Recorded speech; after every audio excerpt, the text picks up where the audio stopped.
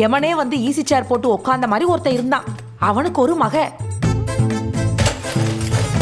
பட்டத்தை மாஞ்சா கயிறுல விட்டு தானே பார்த்துருப்பீங்க.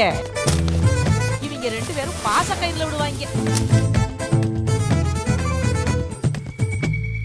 என் பொண்ணு கூட நான் இருக்கணும். அதுக்காக இந்த உலகத்தையே எதிர்க்க சொன்னாலும் எதிர்த்து நின்று ஜெயிப்பேன்.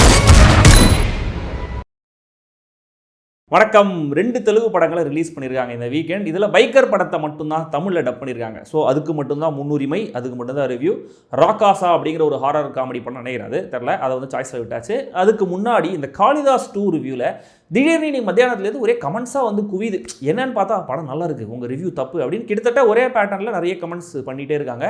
யூசர் நேம், கமெண்ட் பண்ணப்பட்ட விதம், அதில் யூஸ் பண்ண வார்த்தைகள் எல்லாத்தையும் பார்த்தா எல்லாமே பாட் கமெண்ட்ஸ் அப்படிங்கிறத ஈஸியாக சொல்லிட முடியும் யாராக இருந்தாலும்.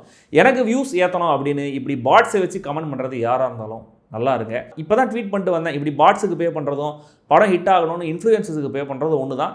2த்துக்குமே யூஸ் கிடையாது. அதை விட பெஸ்ட் என்னென்னா ஒரு நல்ல ரைட்டருக்கு பே பண்ணி நல்ல படமாக எடுக்கிறது.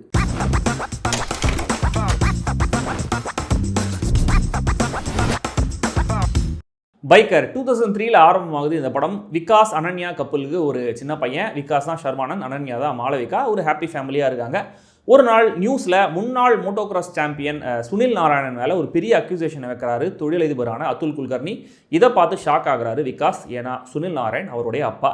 கட் டு 1993 கோயம்புத்தூரில் இருக்காங்க விகாஸும் அவர் அப்பா சுனிலும். சுனில் தான் டாக்டர் ராஜசேகர். சின்ன வயசுலேருந்தே அப்பா மாதிரி ரேசர் ஆகணும் அப்படிங்கிற பேஷனோட மோட்டோகிராஸ் ரேசராக இருக்காரு விகாஸ். அப்பாவோட ஸ்ட்ரிக்ட் கோச்சிங்கில் ஒரு சம்மர் ரேசராக அவர் இருக்கார். பையனுடைய டேலண்ட்டை பார்த்து ஒரு இன்டர்நேஷ்னல் கம்பெனியோட ஸ்பான்சர்ஷிப்பை பிடிச்சி சாம்பியன்ஷிப்பில் பையனை காம்பீட் பண்ண வைக்கிற முடிவில் இருக்கார் சுனில். ஆனால் இங்கே ஒரு பிரச்சனை வருது. அது என்ன பிரச்சனை? எதனால் அப்பாவும் பையனும் பிரிஞ்சாங்க? எதனால் இவ்வளோ வருஷம் பேசாமல் இருக்காங்க? சுனில் மேலே வைக்கப்பட்ட குற்றச்சாட்டு என்ன? அதுக்கான காரணம் என்ன? பையனும் அப்பாவும் திரும்ப நல்ல டேர்ம்ஸுக்கு வந்தாங்களா இல்லையா? இதுதான் இந்த பைக்கர்.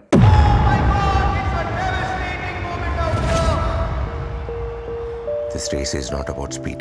ஸ்போர்ட்ஸ் படங்களுக்குன்னு ஒரு டெம்ப்ளேட் இருக்குது. அந்த டெம்ப்ளேட் உள்ள அப்பா பையன் ரிலேஷன்ஷிப்பை வேற ஒரு பெர்ஸ்பெக்டிவில் அப்ரோச் பண்ணி இந்த திரைக்கதையை எழுதியிருக்காங்க இயக்குனர் Abhilash Reddy, writers Bharadwaj and Shravan.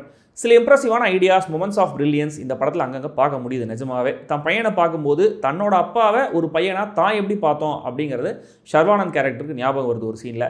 Then விகாஸோடைய girl friend wife character இந்த கதைக்குள்ளே கொண்டு வரப்பட்ட விதம், அந்த கேரக்டர் ஜென்ரலாகவே எழுதப்பட்ட விதம். தென் பேரனுக்கும் தாத்தாவுக்குமான அஃபெக்ஷனை காட்டுற ஒரு மாண்டேஜ், ஒரு ரைவல்ரி கேரக்டருடைய டிரான்ஸ்ஃபர்மேஷன், சுனில் கேரக்டரை ட்ராப் பண்ண வில்லம் பண்ணுற செம்ம ஐடியா, ஹஸ்பண்ட் ரேஸில் பார்ட்டிசிபேட் பண்ணாமல் இருக்க ஒய்ஃப் பண்ணுற ஒரு சின்ன ஐடியா, ஹீரோ ஒரு மலையை தாண்டி குதிக்கிற அந்த ஒரு மொமெண்ட்டை அவருடைய கான்ஃபிடன்ஸை ரிஃப்ளெக்ட் பண்ணுற மாதிரியும் பே ஆஃப் ஆகும் யூஸ் பண்ண விதம், இதெல்லாம். அதுல் குல்கர்னி கேரக்டரை ஃபாரினில் போய் ஒரு 5 நிமிஷம் அப்பாயின்மெண்ட்டுக்கு மீட் பண்ணிட்டு வருவார் ராஜசேகர். அது என்ன பேசணுமோ அதை மட்டும் ப்ரிசைஸாக பாயிண்ட் பிளாக்ல பேசிட்டு வருவார்.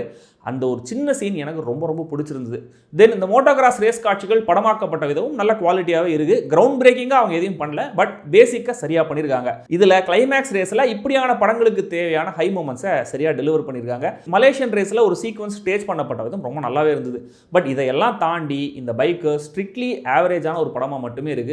ஜெனரிக் நோட்டில் எழுதப்பட்டிருக்கிற பெரும்பாலான திரைக்கதையும் கனெக்ட் ஆகாத எமோஷன்ஸும் அதுக்கு முக்கியமான காரணங்கள். 2003, 93 மாற்றி மாற்றி நான் லீனியரில் இந்த கதையை சொல்லப்படுது. ப்ரெடிக்டபிளான இந்த கதையை இந்த நான் லீனியர் நரேஷன் கொஞ்சம் காப்பாற்றுது. ஆனால் ரொம்ப இன்வெஸ்டடாக படத்தை பார்க்க முடியுதா அப்படின்னா இல்லை. ப்ரெசென்ட்டில் ஒரு கேரக்டர் நல்லா இருக்கிறத காட்டிட்டு ஃப்ளாஷ்பேக்கில் அவர் ரொம்ப ஆபத்தான சுச்சுவேஷனில் இருந்தார் அப்படின்னு காட்டும்போது அது கண்டிப்பாக ஆடியன்ஸுக்கு பெரிய டென்ஷனை கொடுத்துறாது.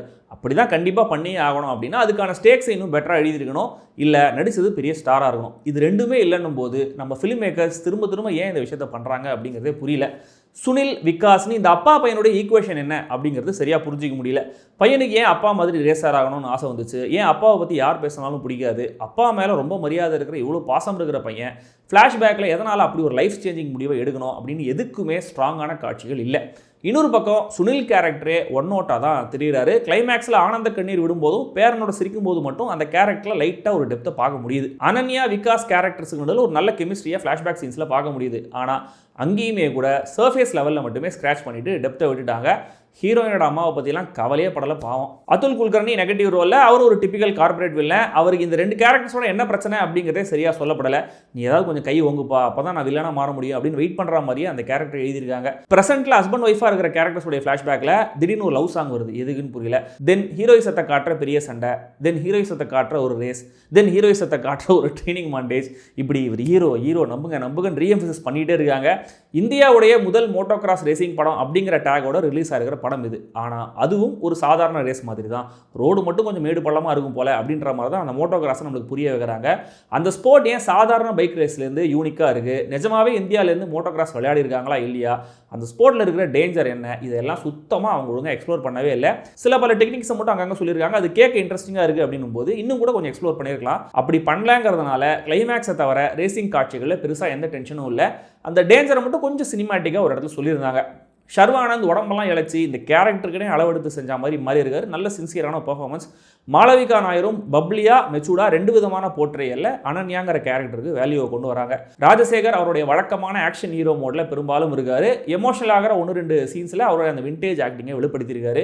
ஆனால் அவருக்கான makeup very very very bad. Brahmaji டிப்பிக்கலான ஒரு கேரக்டர் தான். அன்வருங்கிற கேரக்டர் நடித்தவரும் நைஸ். ஜிப்ரான் இசையில் ஒரு சென்டிமெண்ட் பாட்டு செகண்ட் ஹாஃபில் கேட்க நல்லா இருந்துச்சு. பின்னணி இசையில் கீ மூமெண்ட்ஸை ரீஇன்ஃபோர்ஸ் பண்ணுற வேலையை சரியாக பண்ணியிருந்தாங்க.